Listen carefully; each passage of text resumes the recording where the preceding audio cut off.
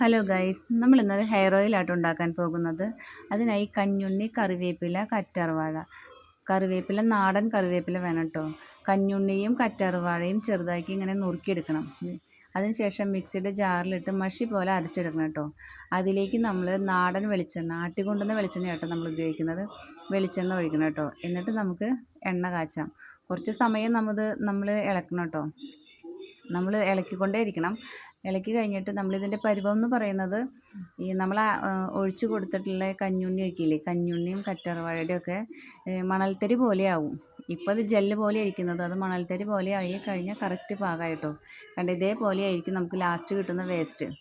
വെളിച്ചെണ്ണ എന്ന് പറയുന്നത് നല്ല പച്ച കളറുള്ള വെളിച്ചെണ്ണയായിരിക്കും നമുക്ക് കിട്ടുന്നത്. മുടിക്ക് നല്ലതാണ്. നിങ്ങൾ ഒരു പ്രാവശ്യമെങ്കിലും ഇത് ഉണ്ടാക്കി നോക്കണം കേട്ടോ. കഞ്ഞുണ്ണിയുടെ ചെറിയൊരു തോട്ടം തന്നെ എനിക്ക് ഉണ്ട് കേട്ടോ. നമ്മുടെ വീട്ടാവശ്യത്തിന് നമ്മളിവിടെ ഈ കഞ്ഞുണ്ണിയും കറ്റാർവാഴയും അതുപോലെ കറിവേപ്പിലായിട്ടുള്ള വെളിച്ചെണ്ണയാണ് നമ്മൾ ഉപയോഗിക്കാറ്. നിങ്ങൾക്ക് ഈ വീഡിയോ ഇഷ്ടപ്പെട്ടെങ്കിൽ ലൈക്ക് ചെയ്യുക, സബ്സ്ക്രൈബ് ചെയ്യുക. Okay, thank